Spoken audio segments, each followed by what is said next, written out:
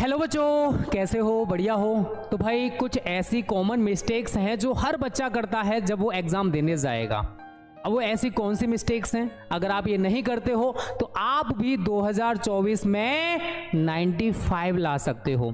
तो ऐसी कौन कौन सी कमियां हैं जो आप दूर कर लोगे तो भाई आप भी एग्जाम में अच्छा स्कोर करने वाले हो। तो वीडियो को लास्ट तक देखना, बिल्कुल भी स्किप मत करना। चैनल पर नए हो चैनल को सब्सक्राइब कर लो, लाइक कर दो अभी से। वीडियो इंटरेस्टेड होने वाला है, लास्ट तक देखोगे अच्छा लगेगा भाई आप सभी को, ठीक है। तो ऐसी कौन सी गलतियां हैं जो आप एग्जाम की तैयारी कर रहे हो उसमें आप जरूर करते हो भाई। ये 5 मोस्ट कॉमन मिस्टेक्स हैं जो हर बच्चा करता है जब वो एग्जाम की तैयारी करने बैठता है भाई। थोड़ा लगा मुझे, सोच हमेशा ऐसी रखो, जो मुझे आता है उसे मैं कर लूंगा, जो मुझे आता है उसे मैं कर लूंगा, और जो मुझे नहीं आता उसे मैं सीख लूंगा, जो मुझे नहीं आता उसे मैं सीख लूंगा। आप स्टडी के साथ ऐसा कर रहे हो क्या? जो नहीं आता है क्या उसे सीखने का प्रयास कर रहे हो? नहीं, अरे पढ़ लेंगे यार, अभी तो बहुत टाइम बचा हुआ, अरे मैं पेपर से एक दिन पहले पढ़ लूंगा ना तो मैं अच्छा स्कोर कर देता हूं। बेटा वो होता था, ये बोर्ड एग्जाम है और 12th है, 10th नहीं है, 11th नहीं है कि ऐसे ही लिख के आ जाओगे पास हो जाओगे। और यूपी में किसकी सरकार हुआ? योगी की, जानते हो ना। तो ऐसी पास नहीं होने वाले हो। अगर आपको लग रहा है कि ऐसे ही पास हो जाएंगे, हम तो तीर में तुक्का लगा देंगे, हमारा अच्छा स्कोर हो जाएगा, वो जमाने गए। याद रखना बेटा, अभी भी टाइम है, सोए हुए हो उठ जाओ, पढ़ना स्टार्ट कर दो। बिना पढ़े कुछ नहीं होने वाला मेरे दोस्त। ना आपका कोई टीचर आपको पढ़ाने जाएगा भाई, ना कॉपी वो लिख के आएगा, ना आपका कोई दोस्त वहां पर आपका साथ देगा, यहां तक कि वो आपकी तरफ नजर झुका कर भी नहीं देखेगा, घुमा कर भी नहीं देखेगा, आपको सीधा देखेगा, अपना पेपर करेगा, आपको बिल्कुल नहीं बताएगा। इस गलत फहमी में भी मत रहना भाई कि मेरा दोस्त मुझे बता देगा। ओके, चलिए। देखो सबसे बड़ी गलती आप यही कर रहे हो बेटा, सोचना अभी बहुत टाइम है। आपको ऐसा लग रहा है कि अभी मेरे पास 3 महीने 90 डेज बहुत ज्यादा समय है। मैं तो वो स्टूडेंट हूं कि अगर मैं 1 महीना सही तरह पढ़ लूं, 15 दिन सही तरह पढ़ लूं तो मैं अच्छा स्कोर कर जाऊंगा। बेटा ये सबसे बड़ी गलतफहमी आप पाले हुए हो। ये समय कब गुजर जाएगा आपको खुद से नहीं पता चलेगा। बेटा नवंबर में घुन लग चुका है, मतलब 2-3 दिन जा चुके हैं, और ये कब समय बीत जाएगा आपको खुद से नहीं पता चलेगा। दिसंबर आएगा, ठंडी ठंडी ठंडी ठंडी, ये किया करो घर वालों से। जनवरी आएगा, प्रैक्टिकल्स में चला जाएगा, फेब में बेटा एग्जाम है, कब पढ़ोगे फिर? ये मत सोचो कि आपके पास बहुत टाइम बचा हुआ है, ये सोचो बहुत टाइम गुजर गया है, मेरे पास बहुत कम टाइम बचा हुआ है, मेरे पास केवल 90 दिन है, नहीं तो मैं फेल हो जाऊंगा भाई।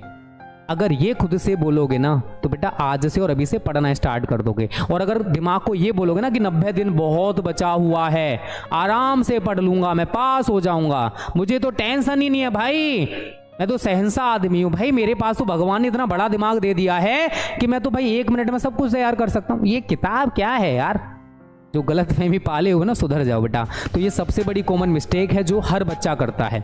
अगर आप सुधार लोगे आप टॉपर बन जाओगे। उसके बाद जो सेकंड है बेटा, गोल ना बनाना। आपने देखो अभी कोई भी टारगेट सोचा हुआ नहीं है, आपका कोई भी गोल नहीं है कि आप एग्जाम में कितना स्कोर करने वाले हो। क्या आपने सोचा है कि एग्जाम में आपने कितना स्कोर करना भाई? 80% लाने हैं, 85% लाने हैं, 90% लाने हैं, 95% लाने हैं। जब तक बेटा टारगेट या गोल नहीं बनाओगे तब तक आप अच्छा स्कोर नहीं करने वाले हो। और कितना टारगेट सोचे हो कमेंट भर देना, कितना चाहते हो भाई स्कोर 2024 एग्जाम में आएगा, बट क्या करना पड़ेगा बेटा? मेहनत। ठीक है, ये दिमाग में फीड कर लो, बिना मेहनत के कुछ नहीं होने वाला। तो सबसे पहले एक बड़े से पर्चे पर लिख लो कि आपका टारगेट क्या है, गोल क्या, आप बोर्ड में कितना स्कोर करना चाहते हो। अगर आप ऐसा नहीं करते हो बेटा ये सबसे बड़ी मिस्टेक कर रहे हो। बिकॉज जब तक आप ये टारगेट या गोल नहीं बनाओगे आप अपनी मेहनत जारी नहीं रखोगे, आप ज्यादा घंटे पढ़ना स्टार्ट नहीं करोगे। छोटा सा टारगेट लेके बैठे हो यार 50% आ जाए, पास हो जाओ, बस बहुत है, तो बेटा उसी के अकॉर्डिंग तैयारी करोगे। 10% उससे कम आएंगे, 40 या 33% पर क्या फायदा उसका? आप किसी को दिखाने लायक नहीं बचोगे भाई कितने परसेंट आए, अरे 40% है, कहीं डूब के जा मर जा चुल्लू भर पानी में, ऐसे करके ताने मिलते हैं। आपके घर वालों को अलग मिलेंगे, क्या यार फलाने का लड़का इतने नंबर लेके आया, बताओ पूरी साल मेहनत करता था, पता नहीं क्या कर रहा था, वो पढ़ाई नहीं की उसने बिल्कुल। कुछ इस तरीके से ताने बेटा मोहल्ले वाले जहां पर भी रहते हो सोसाइटी में, वहां से आपको सुनने को मिलेंगे। क्या आप ऐसा चाहते हो? नहीं ना, फिर भी पढ़ना नहीं स्टार्ट करो बेटा, कर दो। कर दोगे ना आज से? प्रॉमिस बोल दो, यस सर करेंगे भाई, बोल देना, ठीक है भाई। उसके बाद जो तीसरा कॉमन मिस्टेक है बेटा, एग्जाम पैटर्न ना समझना। बहुत सारे बच्चे ऐसे होते हैं जिनको ये नहीं पता कि भाई एग्जाम में क्या आने वाला है, फिजिक्स के पेपर में कितने नंबर के ऑब्जेक्टिव आएंगे, कितने नंबर के लॉन्ग क्वेश्चंस आएंगे, कितने नंबर के न्यूमेरिकल्स आएंगे। भाई जब आपको एग्जाम का पैटर्न नहीं पता, पेपर का पैटर्न नहीं पता, तो आप क्या तैयारी करोगे? फिजिक्स में आप फिर तो ऑब्जेक्टिव पढ़ने से लग जाओगे भाई, जो कि बहुत कम नंबर के आते हैं। आप लॉन्ग क्वेश्चन या डेरिवेशंस पर फोकस करोगे नहीं भाई, क्योंकि आपको तो ये लगता है डेरिवेशंस आते ही नहीं है। तो बेटा सबसे पहले एग्जाम पैटर्न क्या रहेगा और पेपर पैटर्न क्या रहेगा, इसको समझना जरूरी है, ठीक है। फिजिक्स का पेपर देखो, उसमें कितने नंबर के ऑब्जेक्टिव आ रहे हैं, कैसे कैसे क्या क्या होने वाला है। अगर आपको पेपर का पैटर्न नहीं पता है तो फिर बेटा बेकार है, आप उसके अकॉर्डिंग तैयारी नहीं करोगे, आप अपने अकॉर्डिंग तैयारी करोगे। तो सबसे पहले पेपर का पैटर्न और एग्जाम का पैटर्न आपको पता होना चाहिए भाई, कि किस तरीके से पेपर आएगा और किस तरीके से हमें आंसर्स करने हैं, कितने नंबर के ऑब्जेक्टिव होंगे, कितने नंबर के शॉर्ट होंगे, कितने नंबर के वेरी शॉर्ट होंगे। ये सारी चीजें आपको पता होनी चाहिए, ठीक है भाई। ये चीज बेटा पता कर लो जल्दी से, ये बहुत बड़ी मिस्टेक है, ये मैं समझना बहुत ही छोटी मिस्टेक है। सेल्फ एनालिसिस ना करना, या फिर मैं कह सकता हूं सेल्फ स्टडी ना करना। बहुत सारे बच्चे ऐसे होते हैं भाई जो 3 से 4 कोचिंग 5 कोचिंग ऑफलाइन कोचिंग लगाए हुए हैं भाई। कोई गर्लफ्रेंड के चक्कर में कोचिंग के चक्कर लगा रहा भाई, कोई बॉयफ्रेंड के चक्कर में कोचिंग के चक्कर लगा रहा है, कोई किसी के चक्कर में लगा रहा भाई। ऑफलाइन कोचिंग बेटा मैं ये नहीं कहता बेकार है, अगर वहां पर जाकर कुछ मिल रहा है और उससे आप घर आकर दोहरा रहे हो, रिवाइज कर रहे हो, रिवीजन कर रहे हो, तो भाई बहुत अच्छी बात है। आपके टीचर ने आपको कोचिंग में पढ़ा दिया, उसके बाद आपने घर पर आकर उसको बिल्कुल नहीं देखा, तो फिर आपका कोचिंग पढ़ना व्यर्थ है यार। फिर क्यों पढ़ रहे हो, क्यों घर वालों का पैसा बर्बाद कर रहे हो? बेटा बहुत मेहनत से वो पैसा कमाते हैं। कभी अपने पापा से पूछना कि वो पैसे का अरेंज कैसे करते हैं, कहाँ से वो 300 400 500 रुपये आपके लिए लाते हैं ट्यूशन के लिए। एक दिन खुद जब कमाओगे ना, तब आपको एहसास होगा कि पापा मम्मी हमारे लिए कितना सेक्रीफाइस करते हैं, ठीक है भाई। अभी आप कमा नहीं रहे हो, केवल आप खर्च कर रहे हो, तो आपको नहीं पता कि पैसा कैसे कमाया जाता है। जब खुद से कमाओगे ना, तभी आपको इंपॉर्टेंस पता होगा पैसे का। बहुत मेहनत से कमाया जाता है मेरे दोस्त, मैं कमा रहा हूँ, मुझे पता है कि मेरे को कैसे कमाना पड़ता है, ओके। तो भाई ये जरूरी है घर पर आकर सेल्फ एनालिसिस या फिर सेल्फ स्टडी।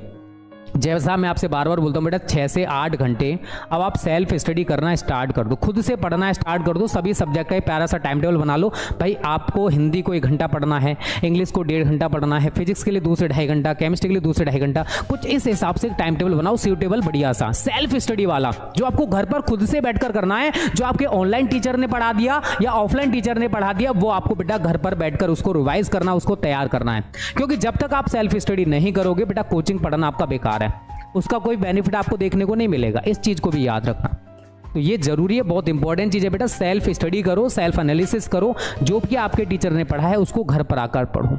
इससे आपको बहुत ज्यादा हेल्प मिलेगा और आपको पता चलेगा कि मैंने क्या बात आपको बताई थी भाई।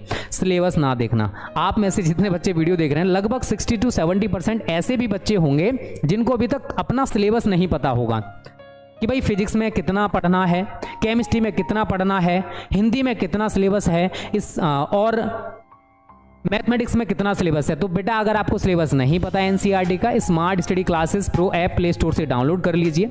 वहां पर सिलेबस वाले सेक्शन में आपको कंप्लीट सिलेबस मिल जाएगा, जो कि फ्री ऑफ कॉस्ट है। और अगर आपको बुक्स चाहिए एनसीईआरटी वाली, तो बुक्स वाले सेक्शन में टोटली एनसीईआरटी की बुक्स अपडेट हैं, ये भी आपको फ्री ऑफ कॉस्ट हैं। अगर आप स्कॉलरशिप टेस्ट देना चाहते हो भाई, ये भी फ्री ऑफ कॉस्ट है। तो ये मत सोचो बेटा स्मार्ट स्टडी क्लासेस प्रो में सारी चीजें। 3 मंथ का मैं प्लानिंग भी आपको बता चुका हूँ, सभी टीचर्स आपको किस तरीके से तैयारी कराने वाले हैं। अगर आप बिल्कुल नहीं पढ़े हो या फिर रिवीजन करना चाहते हो या प्रीवियस पेपर हमारे साथ करना चाहते हो या इंपॉर्टेंट क्वेश्चन करना चाहते हो या शॉर्ट टाइप से चैप्टर वाइज पढ़ना चाहते हो, सब कुछ आपको तांडव बैच में मिलेगा। तो जो बच्चे ज्वाइन नहीं किए हैं जल्दी से इस नंबर पर कांटेक्ट कर लेना। तो बेटा कुछ कॉमन मिस्टेक्स थी जो आप ज़्यादातर एग्जाम में करते हो, तो अगर आप ये सुधार लेते हो तो आप भी बोर्ड एग्जाम में जितना चाहते हो उतना स्कोर कर सकते हो। तो ये प्यारा सा वीडियो बेटा यहीं पर खत्म करेंगे। वीडियो कैसा लगा कमेंट करके बताना, और आपने बोर्ड एग्जाम में कितना स्कोर सोच रखा भाई, गोल बना लेना, टारगेट बना लेना, और कितना टारगेट बनाए हो मुझे कमेंट करके बता देना, ठीक है बच्चा बाड़ी। चलिए tata bye bye, take care.